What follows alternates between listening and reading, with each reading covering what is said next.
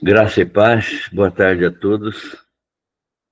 Nós estamos iniciando nesta tarde mais um estudo da carta do apóstolo João, da primeira carta, no seu capítulo 4. Nós vamos fazer a leitura destes versículos, do versículo 1 até o 11, versículos 1 a 11 da carta, do capítulo 4 da carta do apóstolo João. Vamos começar a leitura. O texto do apóstolo João diz assim: Amados, não creiais a todo espírito, mas provai se os espíritos são de Deus, porque já muitos falsos profetas se têm levantado no mundo. Nisto conhecemos o Espírito de Deus. Todo espírito que confessa que Jesus Cristo veio em carne é de Deus. E todo espírito que não confessa que Jesus Cristo veio em carne não é de Deus, mas este é o espírito do anticristo, do qual já ouvistes que há de vir, e eis que já agora está no mundo. Filhinhos, sois de Deus e já tendes vencido, porque maior é o que está em vós do que o que está no mundo. Do mundo são, por isso falam do mundo e o mundo os ouve. Nós somos de Deus. Aquele que conhece a Deus ouve-nos. Aquele que não é de Deus não nos ouve. Nisto conhecemos nós o espírito da verdade e o espírito do erro. Amados, amemo-nos uns aos outros, porque o amor é de Deus, e qualquer que ama é nascido de Deus e conhece a Deus. E aquele que não ama não conhece a Deus, porque Deus é amor.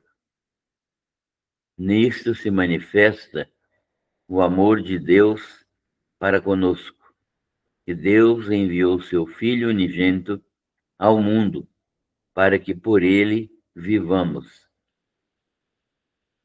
Nisto está o amor, não em que nós tenhamos amado a Deus, mas em que ele nos amou a nós e enviou seu Filho para propiciação pelos nossos pecados.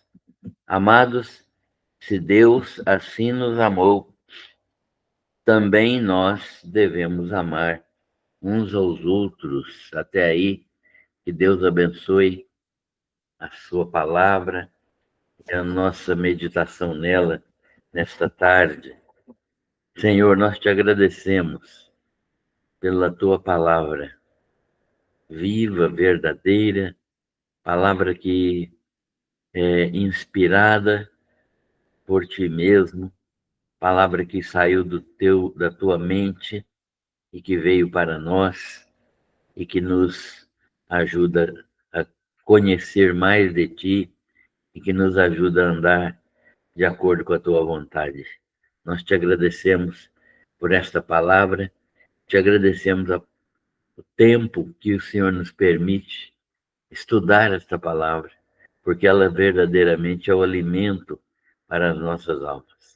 Nós te agradecemos por isso e pedimos a tua direção para o estudo desta tarde.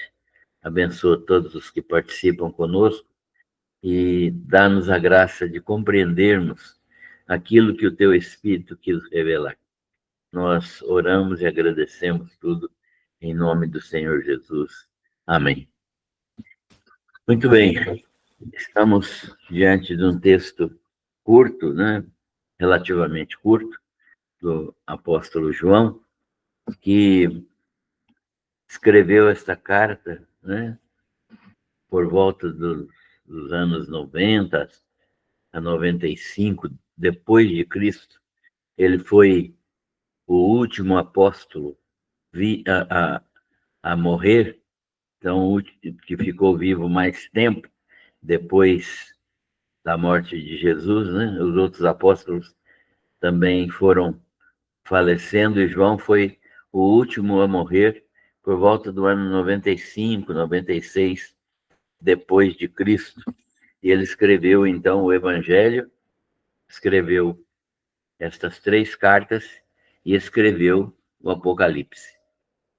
Então, nós estamos estudando esta carta, que é muito rica, ela é uma carta extremamente prática para a vida cristã. E nós temos estudado esta primeira carta do apóstolo João, que é um documento interessante. Mais do que interessante, esse documento é um documento perfeitamente construído sobre a existência real e sobre a encarnação do Verbo, né, que é Jesus Cristo, na forma humana. Então, a preocupação de João é demonstrar, diante diante de algumas heresias que apareciam lá na, na região de Éfeso, ele começou a escrever, então, para demonstrar que Jesus Cristo era verdadeiramente a encarnação do Deus eterno. E Jesus Cristo era o Verbo eterno na forma humana. E ele, João, descreve então Jesus como a luz verdadeira que vem ao mundo para tirar o ser humano da escuridão do pecado, das trevas, de uma vida sem Deus, de uma vida pecaminosa. Então, João tem esta preocupação, e esta carta é um documento muito inspirado, porque mostra verdadeiramente que Jesus é o Verbo encarnado e que é fundamental para a vida, para o cristianismo, né? O cristianismo sem a encarnação de Jesus não é cristianismo, é uma religião qualquer, né? Jesus é Deus encarnado, e ele veio a este mundo como verdadeira luz para tirar o homem das trevas do pecado. E João demonstra que Deus nos amou e que os que se tornam seus filhos pela fé, né, que são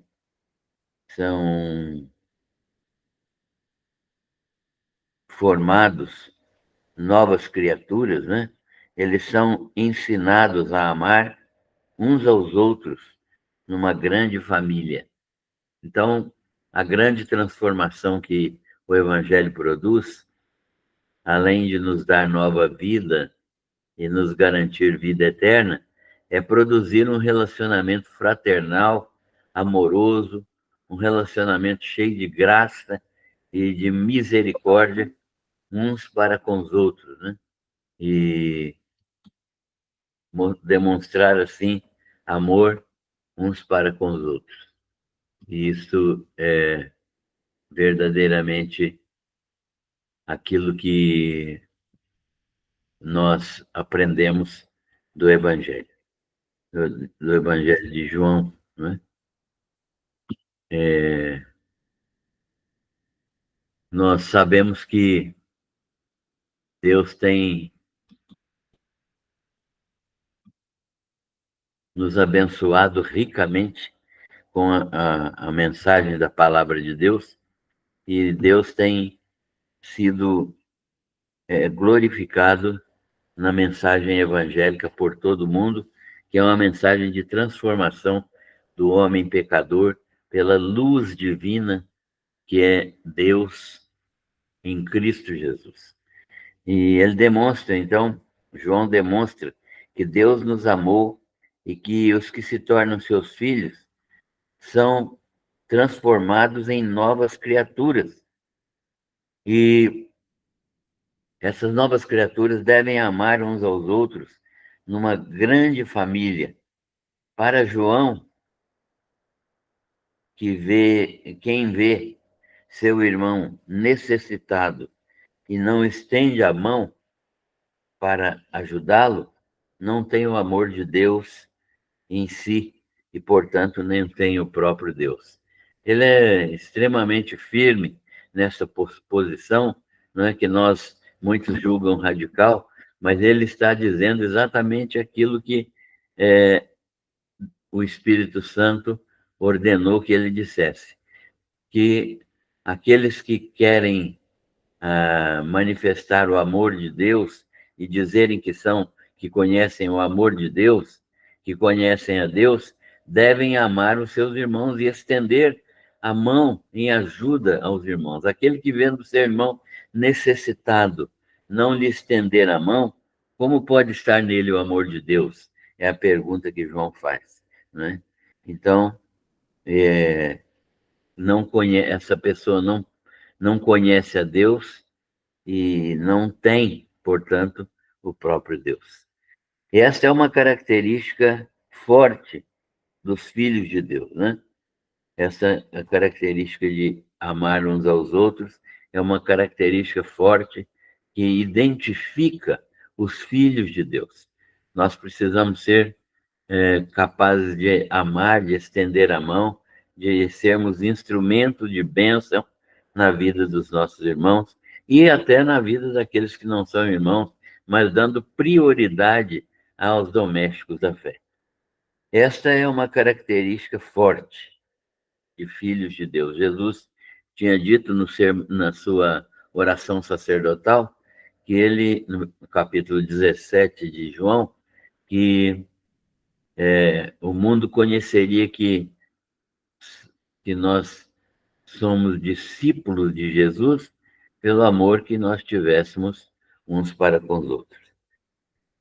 Agora, nesse texto que nós lemos, João está preocupado com os que ministravam falsos ensinos no meio da congregação. Havia ali no meio da congregação pessoas que ensinavam falsos ensinos. Estavam entrando ali pessoas que diziam que Jesus não tinha se encarnado. O corpo de Jesus era apenas uma aparência, como se fosse um fantasma, alguma coisa assim. Ele não tinha um corpo físico real, né? Porque se ele é Deus, e Deus é o sumo bem, ele não poderia se encarnar, porque a carne, na concepção dessas pessoas, era absolutamente má. E Deus não poderia entrar um espírito bom, não poderia entrar em contato com a carne má. E eles julgavam que a salvação do homem era exatamente libertar o espírito da carne. Então, para eles, muitas coisas que entre as coisas que deveriam ocorrer, a morte era bem-vinda porque libertava o corpo, libertava o espírito do corpo, né? E o espírito ia progredir na sua evolução. Mas João está demonstrando que Jesus veio corporalmente e que, conforme Paulo ensina, o corpo não é mal em si mesmo. Deus criou o nosso corpo e ele vai resgatar esse corpo. Esse corpo agora está corrompido por causa do pecado, mas ele foi planejado para ser um corpo glorioso, foi planejado para ser um corpo sem pecado, foi planejado para ser um corpo que vivesse perpetuamente, né? Sem morrer. Mas, como o pecado entrou por meio de Adão, esse corpo se tornou corrompido e a morte entrou na humanidade por causa do pecado de Adão, que atingiu o próprio Adão e todos os seus descendentes. Então, Deus está oferecendo graça e misericórdia para com aqueles que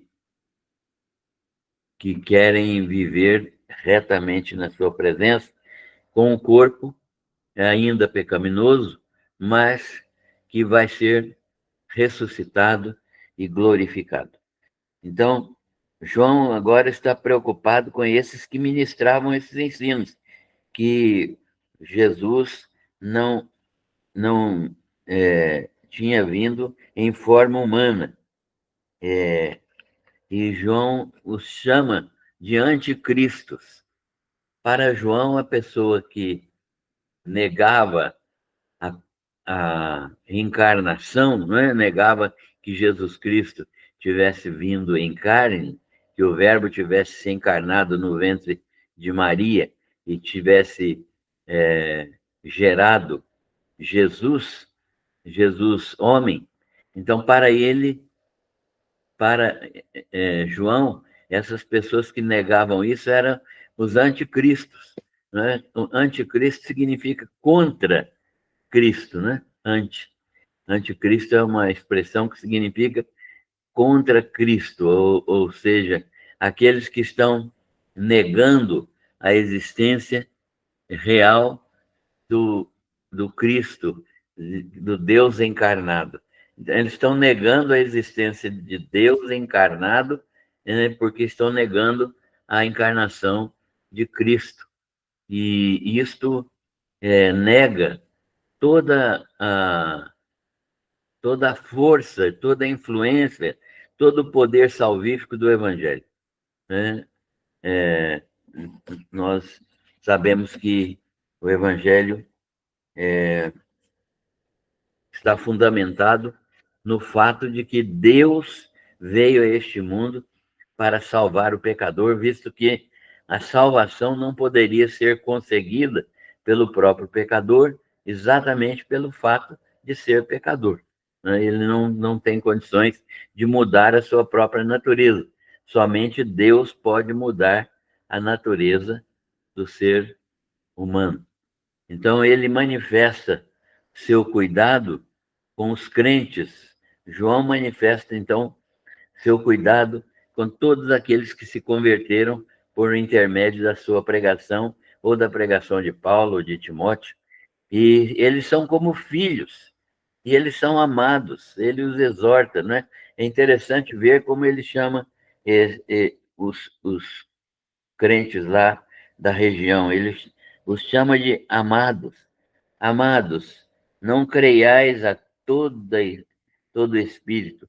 Ele ama aqueles crentes, né? São como filhos para ele. Depois, em outros lugares, ele vai falar filhinhos, né? Não só amados, mas filhinhos também, né? Como se ele fosse o pai de toda aquela congregação.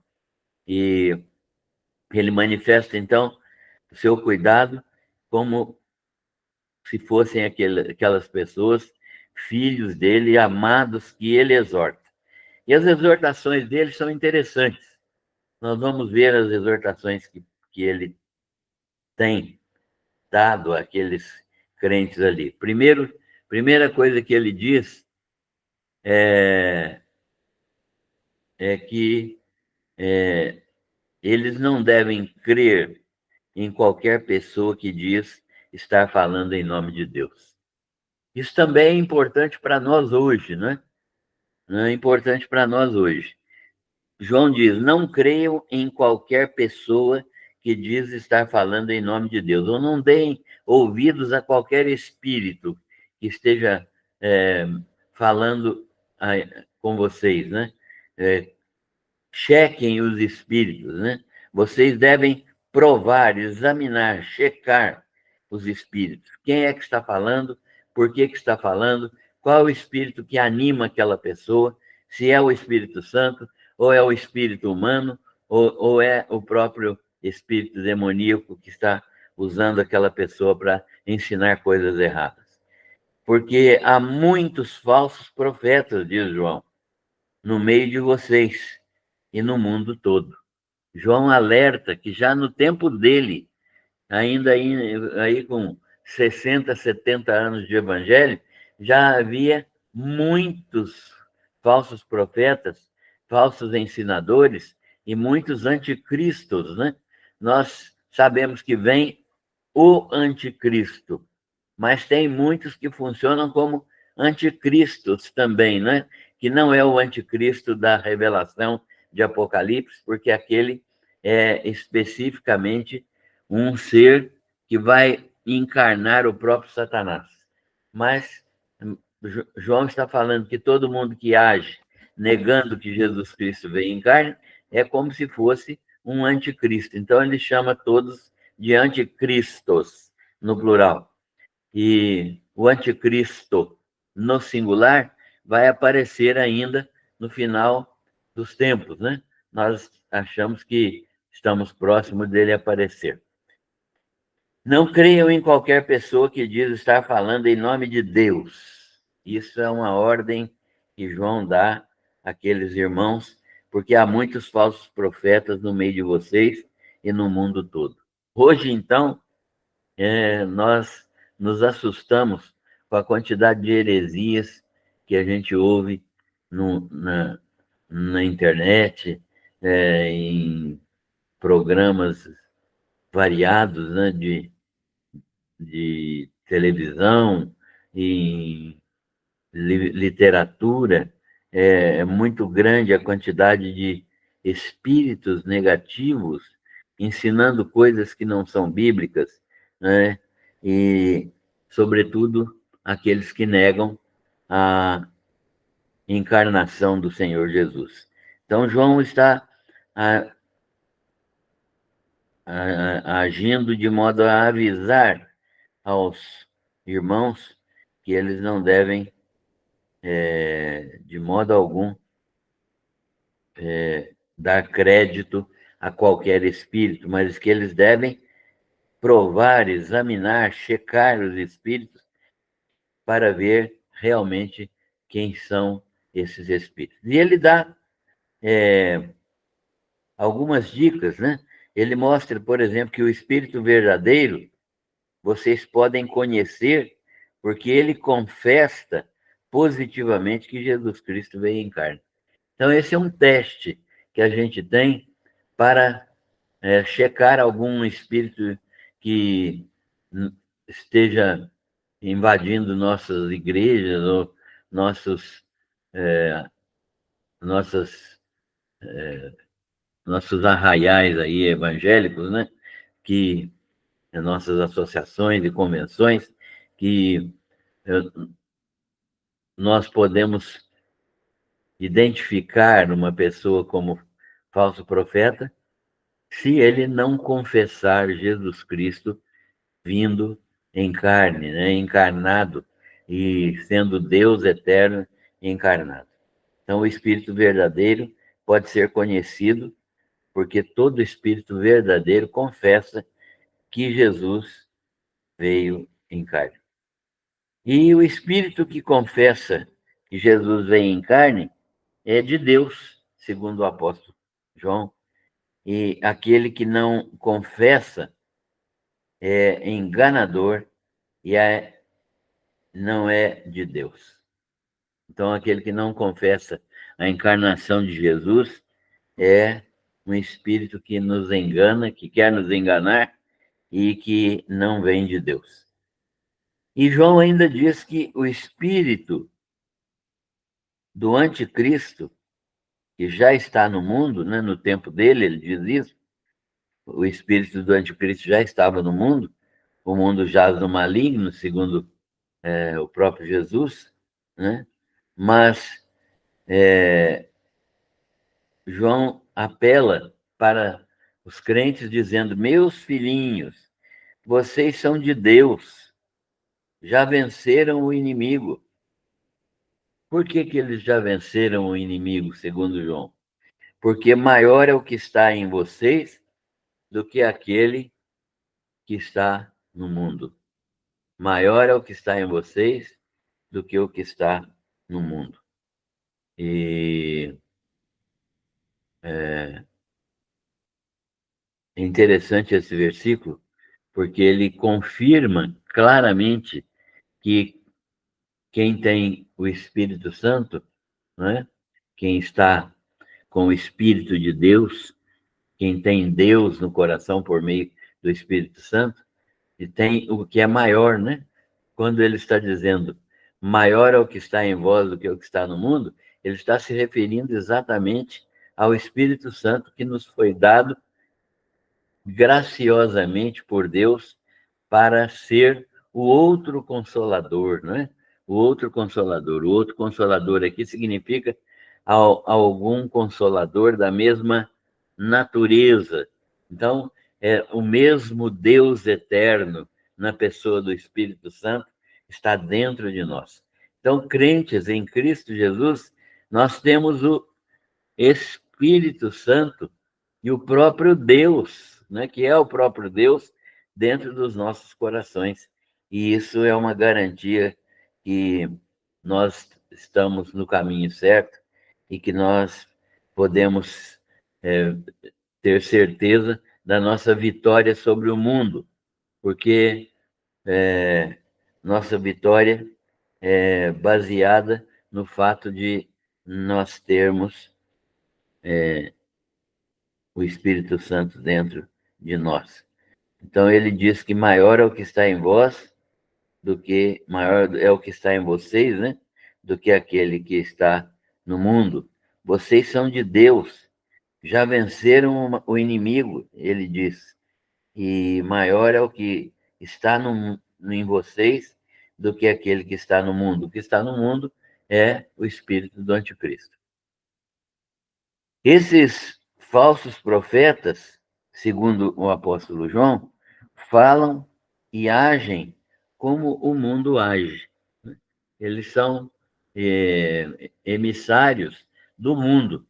Eles não têm mensagem de salvação, nem mensagem de santificação. Eles têm mensagem apenas de iludir a carne, iludir o coração daqueles que acreditam neles, né? E até desviar da, da verdade aqueles que são mais frágeis e que não estão atentos à palavra de Deus. Esses falsos profetas, então, falam e agem como o mundo age, eles são emissários do mundo. Mas João diz, né? Isso aí é o que acontece com esses falsos profetas, esses anticristos. Mas nós somos de Deus, ele diz, né? Nós somos de Deus. O que ele quer dizer com isso? Nós somos de Deus. Os que são de Deus, ele está dizendo que os que são de Deus são aqueles que ouvem a palavra de Deus, que estão atentos à Bíblia, ouvem os apóstolos, né? João diz assim: os que são de Deus nos ouvem, e os que não são de Deus não ouvem. É uma diferença também que nós podemos utilizar para fazer a diferença entre os espíritos que estão atuando, né, no meio cristão. Os que são de Deus, né, aqueles que têm o Espírito Santo dentro deles, eles ouvem a palavra de Deus. Eles ouvem. E ouvem os que pregam a palavra de Deus. Mas aqueles que não são de Deus, não ouvem. Não ouvem os apóstolos e não ouvem aqueles que hoje estão pregando a genuína palavra de Deus, né? E é uma diferença, um diferencial claro, nítido, e deve ser usado pelos crentes. O apóstolo João diz que essa diferença, né? Os que são de Deus ouvem a palavra e os que não são de Deus não ouvem a palavra, é um modo de diferenciar também aqueles que são de Deus e aqueles que não são de Deus. E o apóstolo João orienta os crentes a usarem este mecanismo de diferenciação, né? Porque os filhos de Deus conhecem o espírito da verdade e conhecem o espírito do erro. Então é importante discernir, né? Precisamos discernir. Eu me preocupo um pouco porque eu vejo que muitos cristãos, por pouco conhecimento da Bíblia, que eles deveriam conhecer muito mais, eles não sabem discernir entre a verdade e o erro. Como é fácil as pessoas serem levadas por falsas doutrinas, né? De vez em quando a gente encontra pessoas que foram levadas por falsas doutrinas, que saíram do nosso meio e foram para outras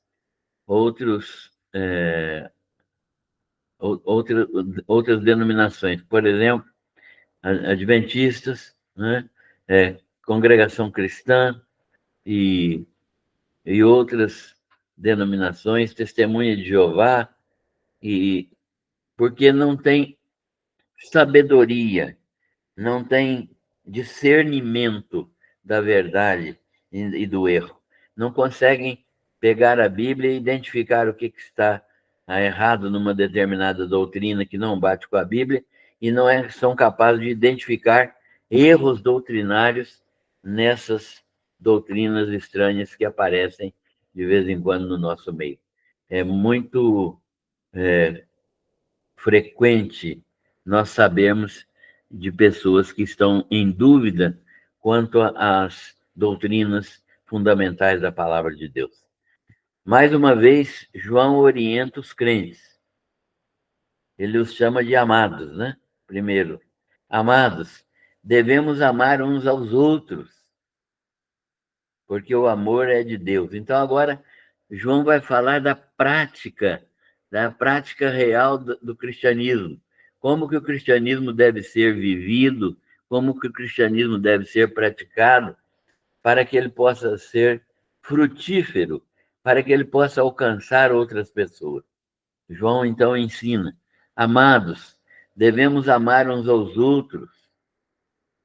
E aí ele vai explicar por quê. Porque o amor é de Deus. O amor é de Deus. Qualquer que ama verdadeiramente é nascido de Deus e conhece a Deus. Ou seja, João está dizendo que a forma mais prática para se conhecer se alguém verdadeiramente é crente em Jesus Cristo é se ele é nascido de Deus e se ele conhece a Deus, é se ele manifesta amor pelos irmãos. Como é importante essa questão do relacionamento e como é que a gente precisa manifestar graça e misericórdia para com aqueles que nós conhecemos e que vivem conosco, vivem em comunhão conosco, para que verdadeiramente o amor seja manifestado nas vidas e seja manifestado também àqueles que não conhecem o Evangelho, mas que conhecem, podem ver na nossa vida a prática do amor. Devemos amar uns aos outros, porque o amor é de Deus, diz o apóstolo João. E qualquer que ama verdadeiramente é nascido de Deus e conhece a Deus. Então, se você conhece a Deus e é nascido de Deus, né, gerado, nova criatura, a prática da sua vida deve ser o amor, porque é ela que identifica você como filho de Deus.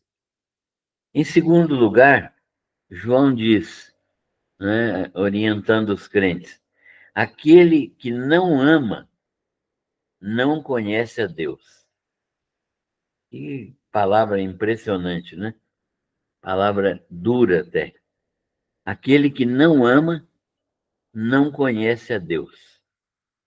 E aqui não está se referindo apenas ao amor paternal, ao amor fraternal, ao amor filial, né? Não. Está se referindo ao amor aos nossos semelhantes.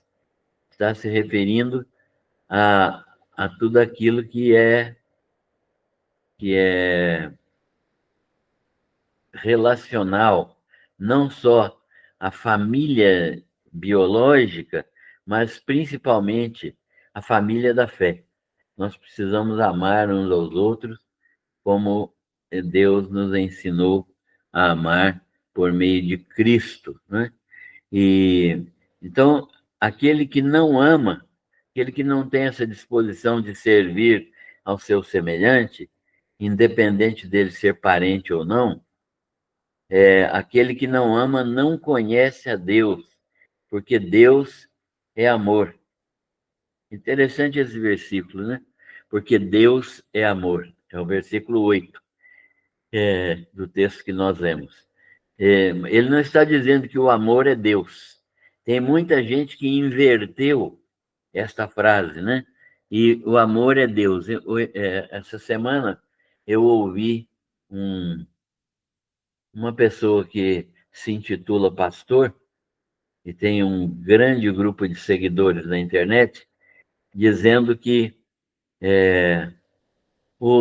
a homossexualidade não é pecado, porque o pecado é a falta de amor.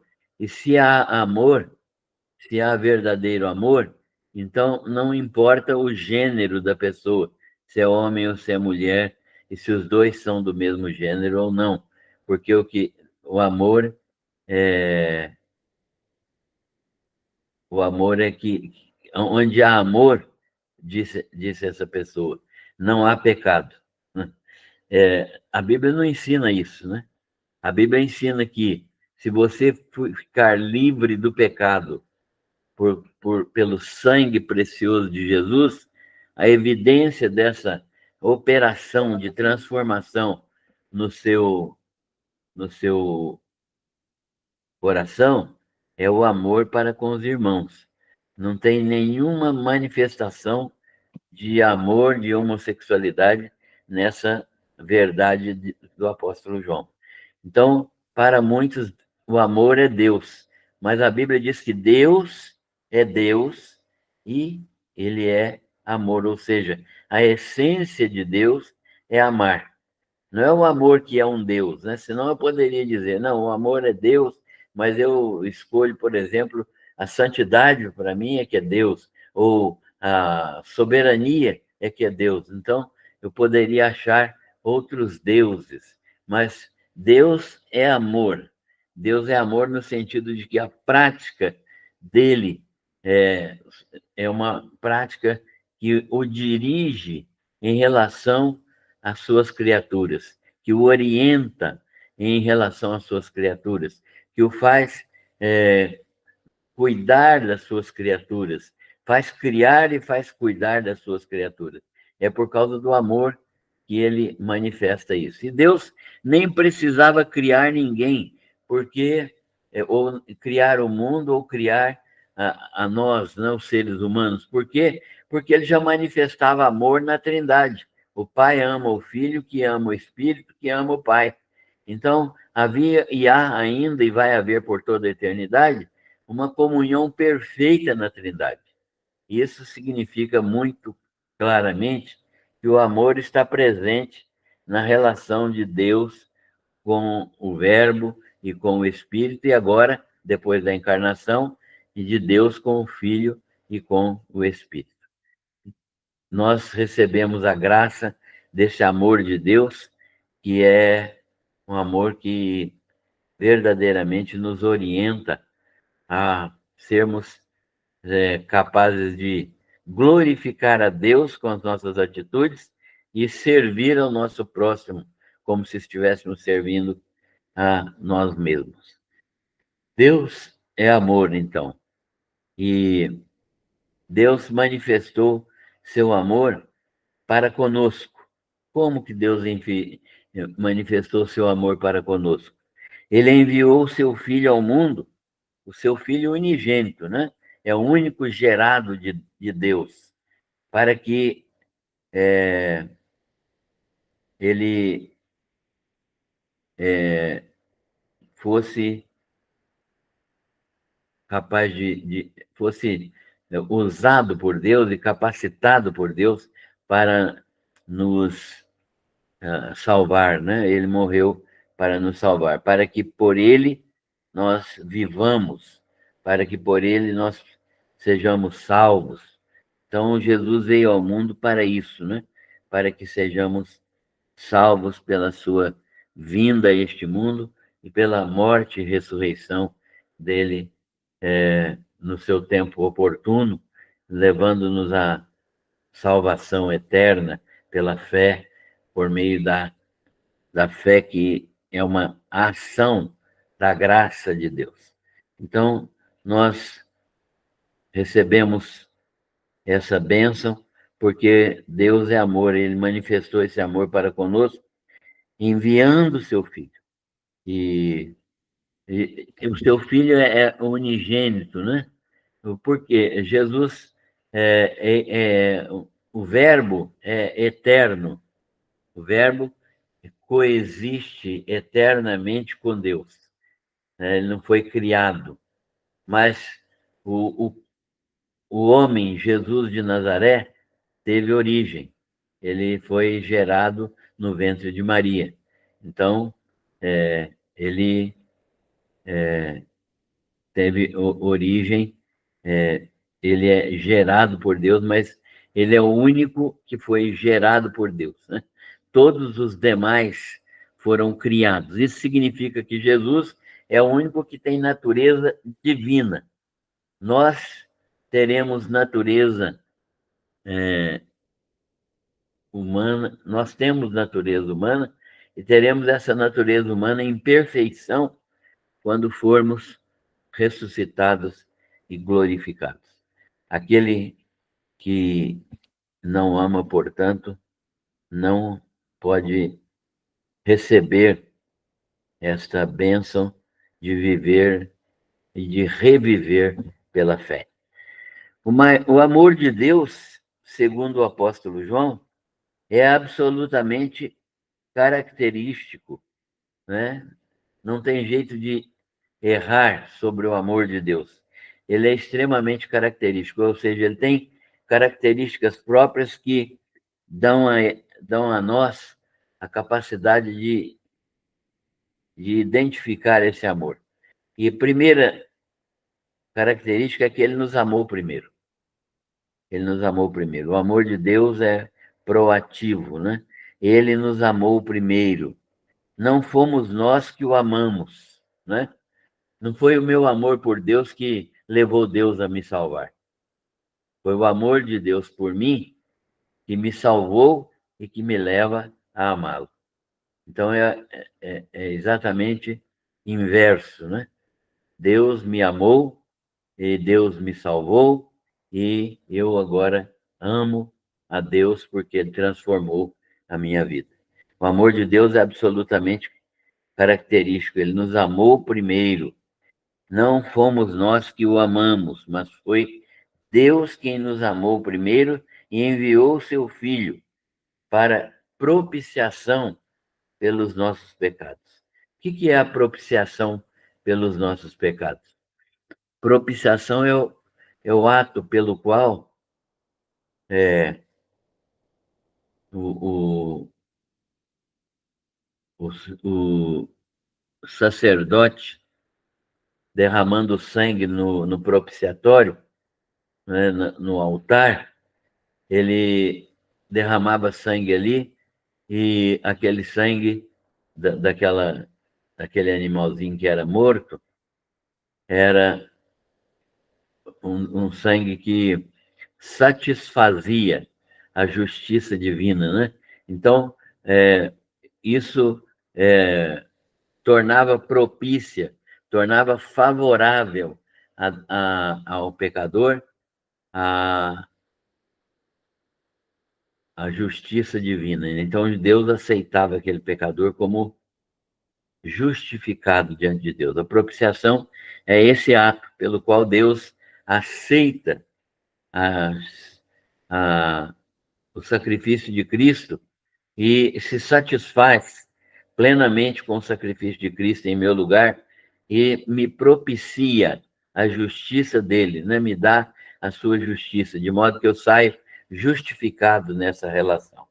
Então, eu sou essa propiciação pelos nossos pecados foi uma proposta do próprio Deus enviando seu filho para morrer no nosso lugar, para oferecer um sacrifício de justiça em nosso lugar. E João, escrevendo essa carta, fala para os irmãos, né? Amados, se Deus assim nos amou, ou seja, se Deus foi capaz de doar o seu próprio filho, devemos também amar uns aos outros. Então, se Deus nos amou desta maneira, a ponto de dar o seu próprio filho, o seu bem mais precioso, devemos também amar uns aos outros, seguindo o exemplo de Deus, que é nosso Pai. Então, esse texto nos conclama a amar uns aos outros do modo como Deus nos amou. Então, se Deus assim nos amou, também nós devemos amar uns aos outros. Concluindo, então, esse texto e analisando alguns aspectos aqui, nós temos duas ênfases de João neste texto. A primeira são os anticristos, os falsos profetas, que nós devemos confrontar com a palavra de Deus, né? Devemos confrontar. Se eles não confessam que Jesus vem em carne, ou se eles ensinam coisas que estão contrárias àquilo que nós sabemos, com discernimento da palavra, então nós devemos evitá-los. E segunda ênfase que de João neste texto é que o amor deve ser mantido e estimulado para com os irmãos.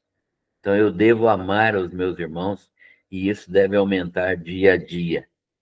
Então eu tenho que ter sabedoria para lidar e discernimento para lidar com os anticristos, falsos profetas, e devo ter amor verdadeiro a Deus para que eu possa manifestar amor para com os meus irmãos, porque quem não ama o seu irmão a quem viu, não pode amar a Deus a quem não viu. Então, nós temos essas duas ênfases do apóstolo João neste texto. Os anticristos são mensageiros falsos, né? Principalmente com relação à não encarnação de Cristo, estão ainda presentes neste mundo. Tem muita gente que nega que Jesus Cristo é filho de Deus, né? E para muita gente, Jesus Cristo é meramente um homem diferente, um homem sábio, um homem santo, um profeta, mas negam que ele é filho de Deus. Nós precisamos pregar mais o Evangelho para que essas pessoas venham a crer no Senhor Jesus. Segundo, o amor entre os irmãos é a marca principal do genuíno cristianismo. Jesus disse, né, que o mundo conheceria que nós somos discípulos dele se nós nos amássemos uns aos outros. E quem ama os irmãos é nascido de Deus. Essa é uma prova também da nossa relação viva com Deus. Quem ama os irmãos é nascido de Deus. Por quê? Porque o amor não é natural no ser humano caído, né? Nosso amor precisa ser de uma fonte pura, que é de Deus. Nós não temos amor naturalmente, né? Temos o amor eros, né? O amor carnal, temos um amor de interesses, que é o amor filéu, né? O amor que me faz ter amizade com pessoas, sempre é, querendo algum tipo de retorno, mas o amor altruísta, aquele amor que me leva a sacrificar pelo irmão, só a fonte é Deus. A única fonte é Deus, e é Ele que nos dá esse amor. E é esse amor que manifestado para com os irmãos que também revela ao mundo que nós somos filhos de Deus. Quem ama os irmãos é nascido de Deus. E terceiro e último, o que significa maior é o que está em vós, em vocês, nós, os crentes, né? Do que aquele que está no mundo. Isso, o que significa isso? Isso significa que nós já temos vitória sobre o mundo porque somos habitados pelo Espírito Santo e não por outro tipo de espírito. Somos habitados pelo Espírito Santo e por isso nós podemos ter vitórias sobre o mundo, sobre o pecado, sobre o egoísmo, sobre as doutrinas falsas. Nós podemos vencer todos os falsos ensinos, os falsos cristos. Por quê? Porque o Espírito Santo nos dá sabedoria, discernimento e nos dá amor para que amemos uns aos outros. De modo que este texto nos exorta verdadeiramente a abrirmos os nossos olhos para aqueles que estão ensinando coisas erradas e abrirmos o nosso coração para os nossos irmãos, amando-os verdadeiramente, porque isso significa que nós nascemos de Deus. Nós chegamos ao final desse pequeno texto e desejamos que todos tenham sido abençoados pelo estudo desta palavra e que cada um possa pensar nestas aplicações para vivermos uma vida que glorifique a Deus.